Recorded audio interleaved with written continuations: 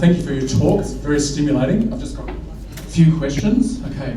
Do you think there is a link between for the panel, do you think there is a link between the destruction of public science and the move exemplified by the antics and the corporate business model adopted by CSIRO CEO and former venture capitalist Dr. Larry Marshall towards a narrow focus on science's immediate application to the profit-seeking of the corporate sector, a neoliberalist, managerialist business agenda ideologically hostile to blue sky, long-term, pure, disinterested research, science as play?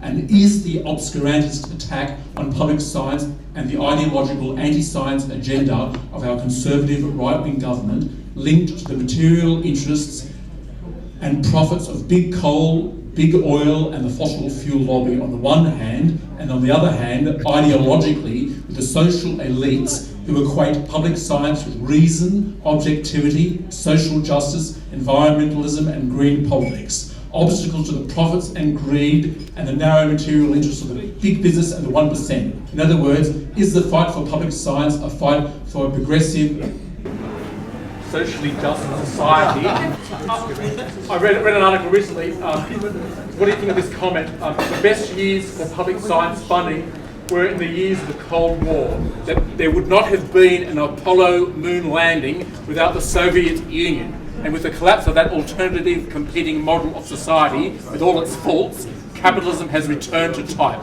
The laissez-faire marketplace, profit-seeking, pure and simple. Here, here. That's my question. Okay.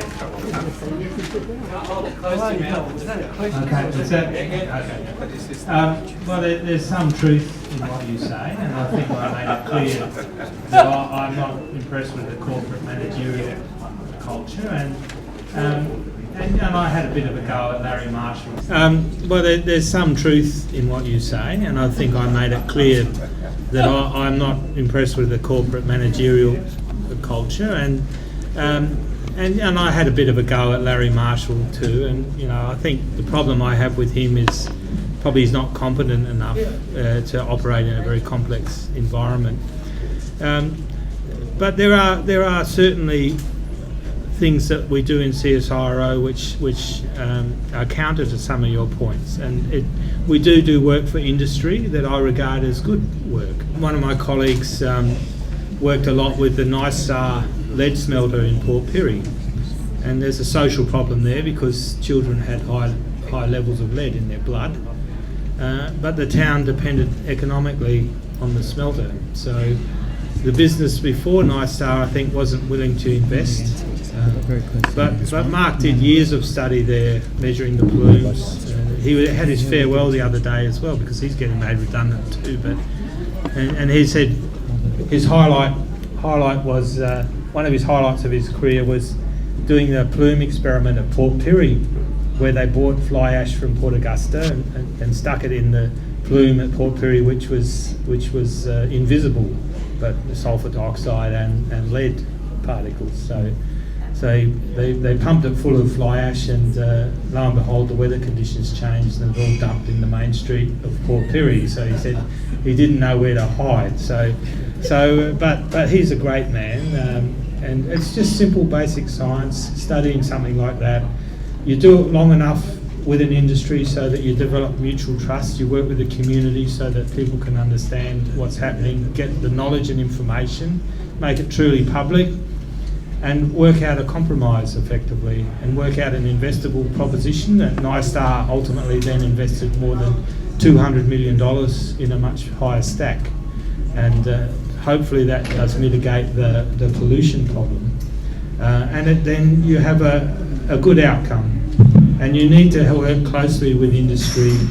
You need to make some compromises there along the way, and you can't be too ideological about these things, and that would be my position.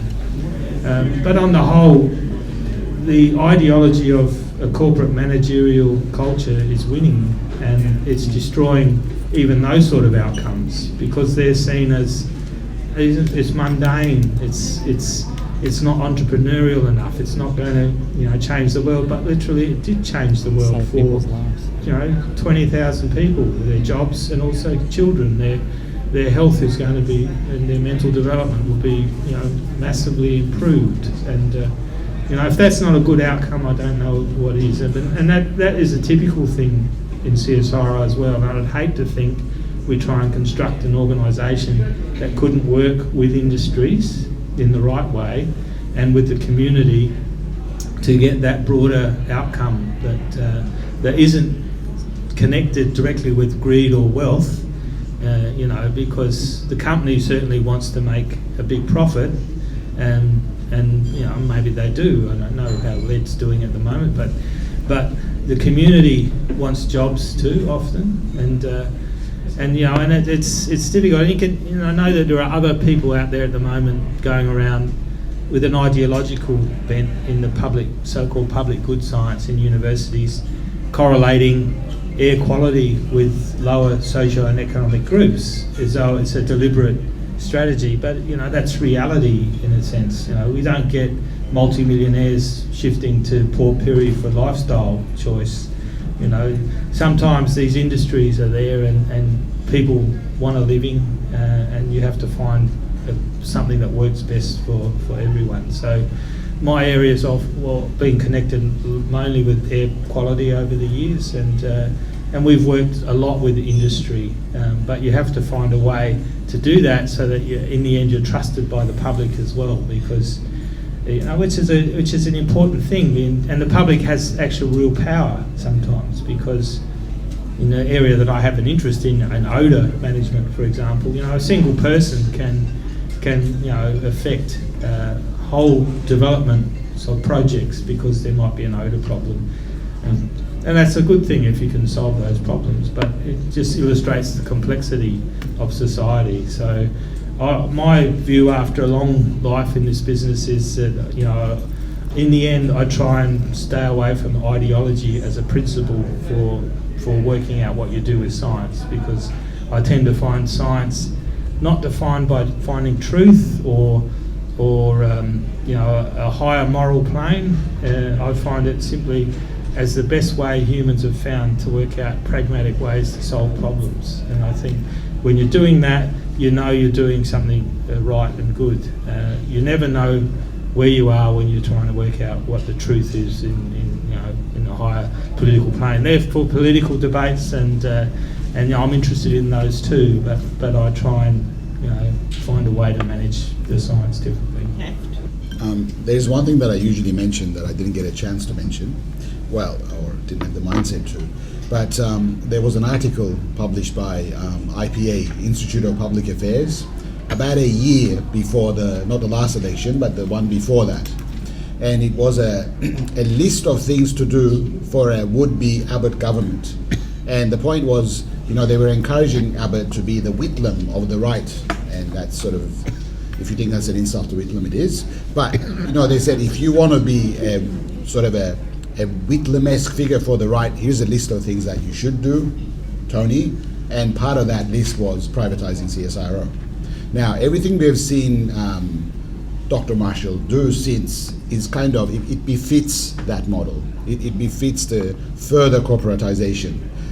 Michael made the point earlier on that, and it's a good one, that I mainly talked about sort of, budget cuts to CSIRO, but I also mentioned the managerialist sort of culture.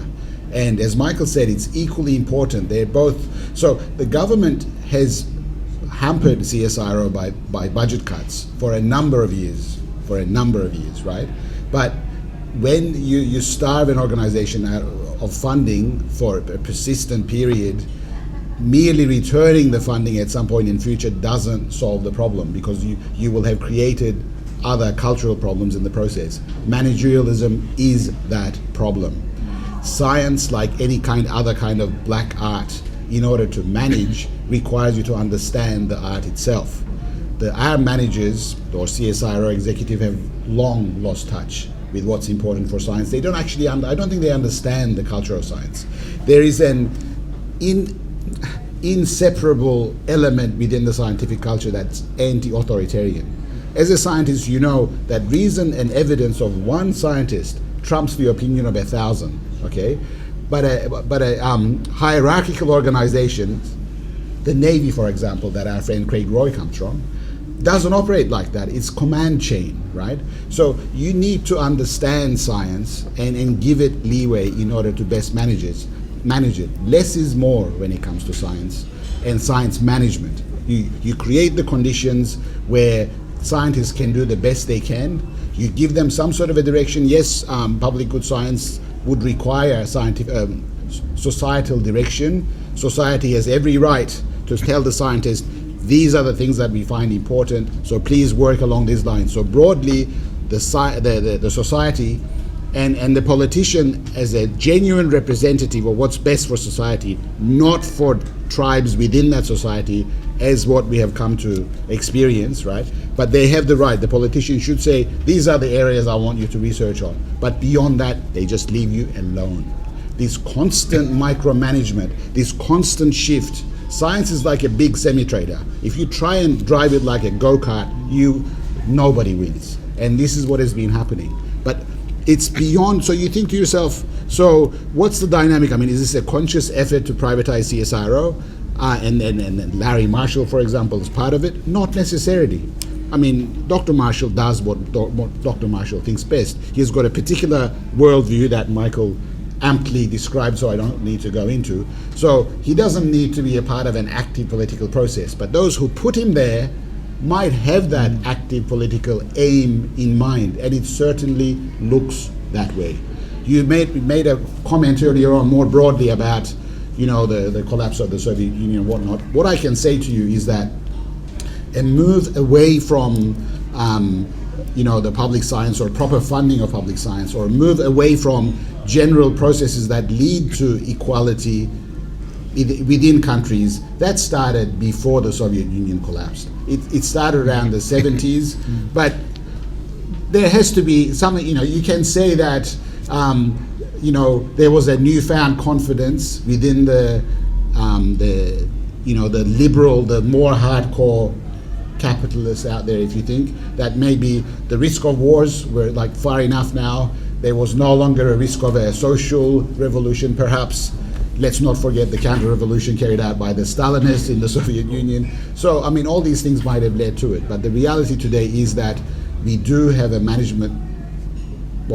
body of managers that are extremely short-sighted, a body of management culture and culture of governance that no longer serves humanity.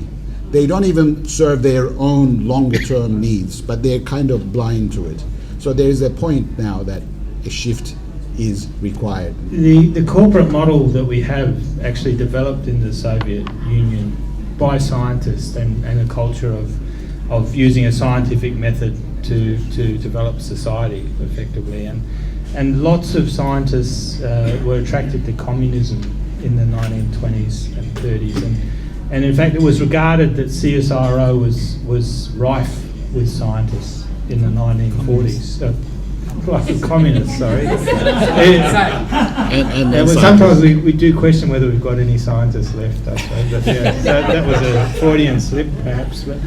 But yeah, so there was active measures then brought in 1949 to manage that problem that they perceived because of difficulties in relations with the United States and the UK over development of atomic science, effectively. And that's why ANSTO formed. It was split away, and DSTR was split away from CSIR at the time, and it was controversial. And scientists were bullied and pressured to sign Official Secrets Act for a while, and many people were forced out of CSIRO at the time to go and work overseas because they were persecuted for left-wing views. So this persisted through the so-called golden period, if you like. So it was actually a very repressive period for scientists, despite the fact that they had funding coming in. But that trend has remained. And when I said the corporate culture, that belongs effectively to a scientist called Patrick Blackett, who developed it more on the basis of some of these Soviet communist scientists who developed the Soviet economy in the 1930s. So before Stalin went berserk, the Soviet Union was producing, I think, nearly 20% of the world's industrial output. It's a bit like China is today, if you like. So, but that all failed because of managerialism, the micromanagement, bureaucracy. Ultimately, is what killed it. Which the scientists understood at that time, that you can't run your scientific institutions that way because they'll collapse ultimately. And the whole Soviet Union, obviously, under a dictatorship really with Stalin, went that way, in my opinion. But Blackett in the UK, as part of wartime work, developed operations research, and he was a famous Nobel Prize-winning scientist, and also has famous developments in operations research, and developed a model of corporate planning and systems that they used for militaristic purposes, effectively, and for logistics purposes that effectively became adopted after the war by many corporations as the way you move forward and change. But unless you're aware of the costs that come with it, then you're going to be cursed to suffer. I mean, I've been telling this story to a few people recently. I don't know who to attribute the quote to exactly, but it's about history repeating, and that and it always makes people laugh. Since it's a comedy venue, I'll tell the joke. But the history always repeats, and they say the first time is always a tragedy. The second time's a farce, and they say the third time it repeats, you're living in Australia. Okay, let's have our next question, please. Where's the microphone? Okay. My question is addressed to our speakers. Would you say that Gough Whitlam in 1973-74 had the right idea, buying out foreign-owned industry, and that it was, of course, the period, for obvious reasons? Well, speaking from the union point of view there, well, back then, the union that I'm part of used to be two bits. There was an officers' association, which was a very elite professional corps, and we had the technical association, and I've probably always been more at the officers' association end of it. So they weren't traditional trade unions. So with Rex Connor's proposals to effectively nationalise, I guess, the fossil fuel industry at the time, and also as part of that, he was going to separate off part of CSIRO to run in his resources department. So I mean, he was the main protagonist of what you're speaking about there. It's one of Gough's initiatives. It was actually Rex Connor. Was that the right name, Rex Connor? Yeah, Rex Connor. Yeah.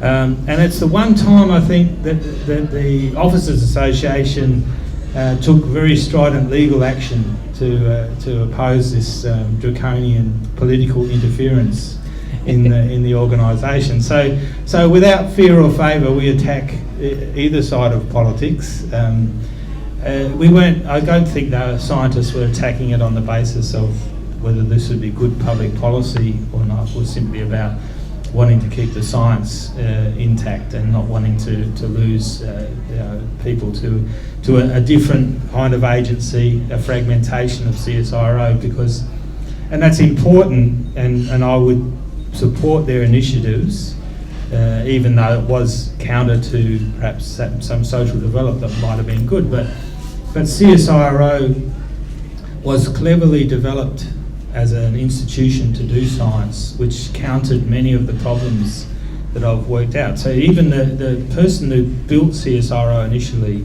Rivet, in the 1920s, he understood the need to protect the science from the bureaucracy and the corporate management, and always allowed it to be run so the scientists were in charge. And that culture kind of has always persisted until the last 20 years. And it was only in the early 2000s when there was a deliberate, concerted attack to try and wrest the power away from the scientists and put it in the corporate managerialism. The scientists on the whole probably don't have strong opinions as a collective about whether or not you should do broader social change like that. Many probably would agree that yes, let's get rid of multinationals, corporate companies, run our resources for the benefit of the nation by some nationalised scheme, and you would find many sympathetic scientists to that view, but they wouldn't form that view probably as a collective that they would advocate as a political solution for social problems. They would more strongly say, would advocate, no, well, you work out what you're going to do, whether that's right, but we're going to worry just about the scientific aspects of that. So that's the best answer I can give you. Probably my own personal views are maybe, yes, let's do some national development, social development, and I'm actually more in favour of trying to find ways to develop with cooperatives, for example, use science through cooperatives as a way of doing innovation in particular, so that we can find a collective way to own some more dynamic space that has a direct economic outcome. So there's a big French cooperative, Spanish cooperative, and can you remember the name of it? Mondragon. Yeah, Mondragon, that's it. Corporation, which is about 80,000, members, if you call them that, or something, or workers, really, members, who use science and innovation to create great economic activity. So rather than perhaps a big nationalist, corporation, a state-run corporation, I'm probably more in favour of finding innovative ways with cooperatives to use science and technology to get really direct economic outcomes. So anyway. Let me just answer your question this way. To the best of my knowledge, John Maynard Keynes was a Tory. Okay, he was not a sort of a leftist by any means, but he implemented the post-war model of big governments or social ownership of the major parts of the means of production. The welfare state, the social state as we know it, right? And he did it not because he was a leftist, but he, in his own words, by saying that he wanted to prevent capitalism from devouring itself, right? So if Whitlam tried to buy out private industries for that reason or for similar reasons, then that would have to be, well, let me say it this way. As part of the solution to the current problem that we face today, something along those lines would have to happen. But when it comes to science, I guess the best policy is somewhere between a sort of an inclusive, collectivist, if you like, a socialistic approach, combined with an anarchistic approach. You do not meddle with the art of the scientist. You give him license, or her license to create, license to engage, license to do his or her art the best way possible. You do not get in the way. But when it comes to the benefits of that science, then the society has the right to distribute the benefits in the most egalitarian and inclusive way possible. Now, that's coming from me, but as I talked about, it's also, which I am openly a leftist, right? But, and a communitarian, I will say, but it is also coming from the IMF as cold, hard strategy as the best way to maintain a healthy and vibrant economy. And that really is the way we go forward, that we need to do. I mean, that's the way to go forward, yes. I'd like to raise the sphere of community science, which can certainly be closely related to public science. In recent years, we've seen a number of initiatives. One of them is just very close by in Everleigh workshops. It's called Foundry. So it works on the principle of citizen science. So they've acquired a lot of equipment, cast-off equipment from government and industry and so on. And so the idea is that people can go along and go listen to speakers as well as do research and a bit of investigation and so on the equipment they've got, such as even sequencing a genome and other projects like that. And I was reading they're currently doing a couple of projects such as investigating alternatives to palm oil, and I think another one is anti-mold paints, which are health safe.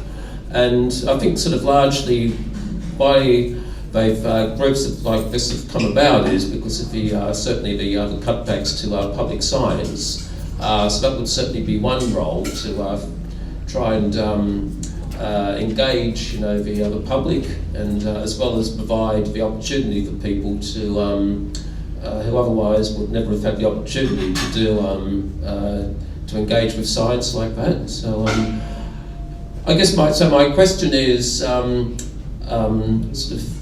what role do you see for a engaged community kind of interest in science, and would that help to revive any sort of public backlash against cutbacks to various services? Have always been very important when it comes to environmental movement and other movements like that. So I was just wondering what you know about sort of the role of community science like that, and how do you think there's any prospect for engaging sort of more sort of opposition in the public to the cutbacks to public science? Well, I think it couldn't but help in a way, and I think many of the problems we face as society probably do have a large scientific component in it as we evolve, but as a society we're actually not well prepared for that.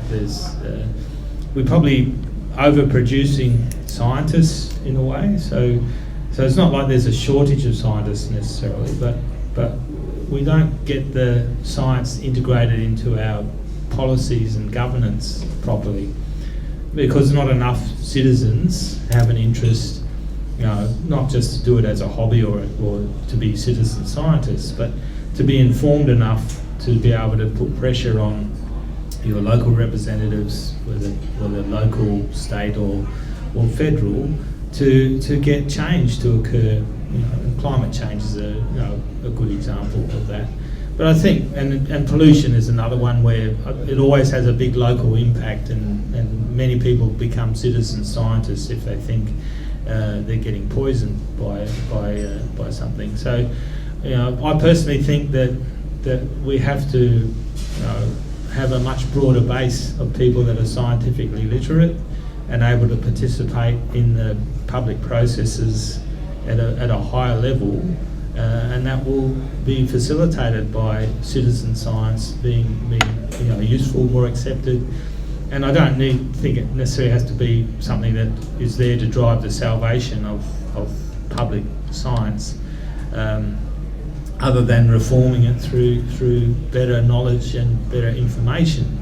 Like I said, it's not simply a factor of pumping more money into the system if it's not being run properly and not being designed to serve the interests of people. So solving that problem requires a broader political solution, I think, and I just think people doing citizen science, everyone being exposed and being more knowledgeable, is an essential part for making good governance decisions into the future. And it's not only helpful, it's probably essential.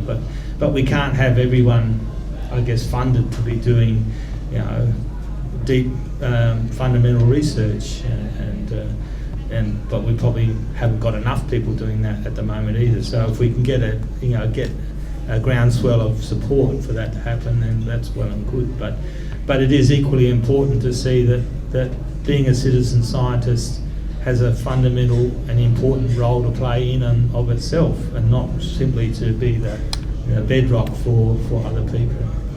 Well, any progressive society cannot but benefit from engaged citizens, so well-informed citizens.